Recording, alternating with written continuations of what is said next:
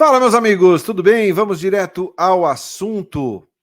Hoje tem jogão, Corinthians e Grêmio, daqui a pouquinho, 4 horas da tarde. Grêmio e Corinthians, jogo em Porto Alegre. Como é que o Mano vai mandar esse time a campo? Quais as chances de vitória?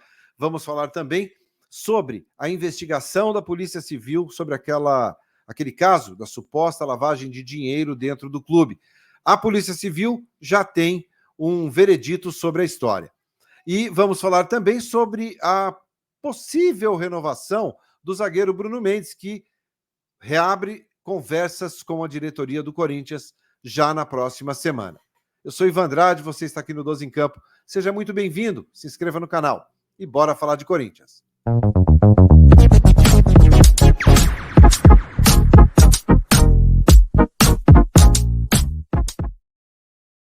Muito bem, 12 em Campo, indo direto ao assunto. E a gente começa falando sobre o jogão desta tarde, lá em Porto Alegre, Grêmio e Corinthians. Logo mais, às 4 horas, a bola rola para esta partida, que vale muito para o Corinthians em termos de Campeonato Brasileiro. Uma vitória do Corinthians amanhã leva o time a 44 pontos e dá uma respirada ali em termos de rebaixamento. O Corinthians não vai cair, eu tenho certeza que não cai. Mas é importante vencer o Grêmio, que vem de 5 vitórias consecutivas dentro do Brasileirão. Tá? Então é importante lembrar disso. É uma equipe que vem muito bem dentro do campeonato, ao contrário do Corinthians, que oscila bastante e não consegue engatar uma boa sequência de vitórias. Aliás, se o Grêmio venceu as últimas 5 partidas no Campeonato Brasileiro, o Corinthians não conseguiu vencer 2 consecutivas em todo o campeonato. Existe uma diferença muito grande aí, né, de aproveitamento dentro da competição. Mas, enfim, o Mano não levou o Fausto Vera por opção técnica, tá? Foi opção da comissão não levar o Fausto Vera para esse jogo. Eu acho que muito em função daquilo que ele apresentou no jogo contra o Atlético Mineiro no meio de semana, onde ele mostrou total descaso com a camisa do Corinthians, errando passe de 1 metro, virando jogo sem olhar.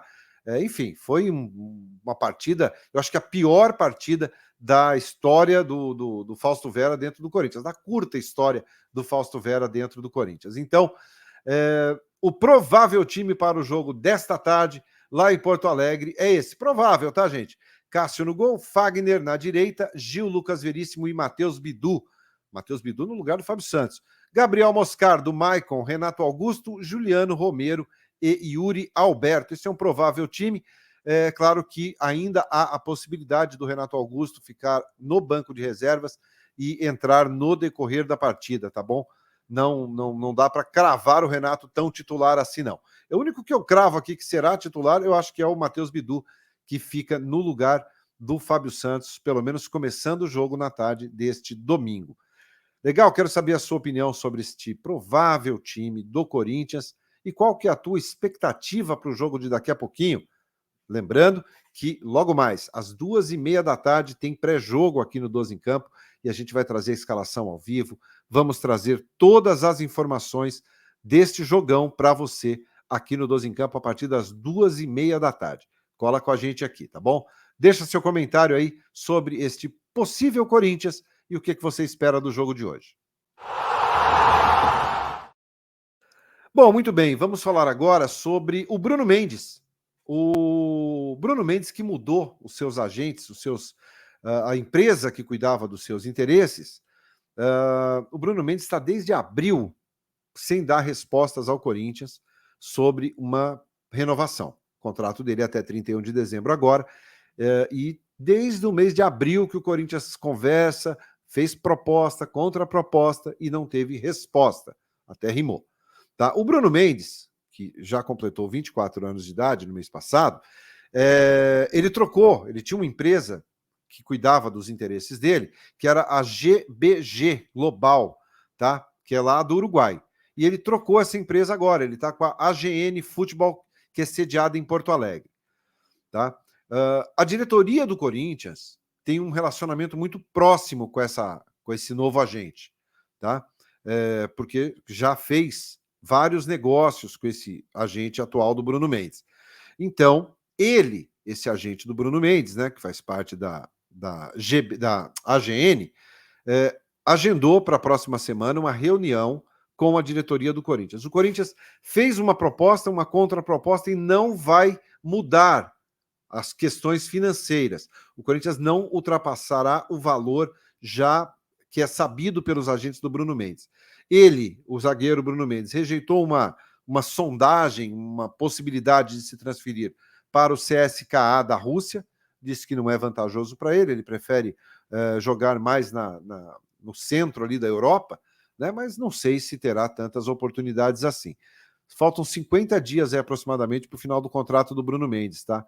Então, essa reunião, ela não significa que haverá a renovação, não significa que teremos um final feliz. Inclusive, a diretoria do Corinthians está muito reticente, muito pé atrás com relação a uma possível renovação, que tudo se encaminha para a saída do Bruno, tá? Então, vai ficar aí, pelo menos reabre a possibilidade de uma possível renovação. Existem aqueles torcedores que querem a permanência, outros, até a maioria, não querem. Portanto, a semana que vem, reunião entre Corinthians e o novo agente do Bruno Mendes para voltar às conversas sobre renovação. Lembrando que o Bruno Mendes foi comprado pelo Corinthians em 2019, ele que veio do Montevidéu Wanderers, tá? E o Corinthians pagou na época ali cerca de 18, 19 milhões de reais. Então, poderá sair de graça já daqui a 50 dias. E aí, fica mais esperançoso com relação ao Bruno Mendes ou não? Quero saber a sua opinião.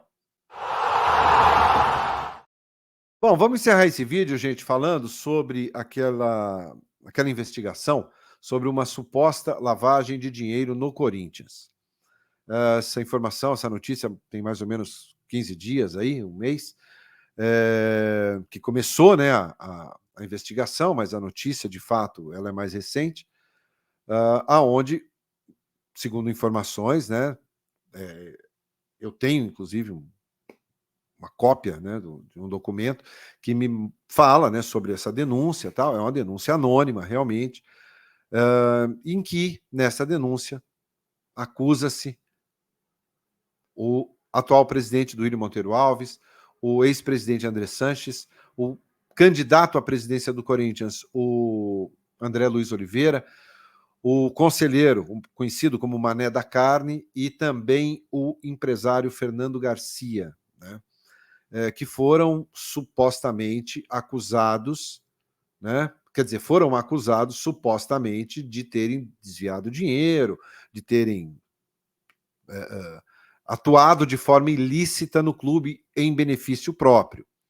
Isso foi encaminhado pelo Ministério Público, um pedido à Polícia Civil para que se abrisse uma investigação, e assim foi feita.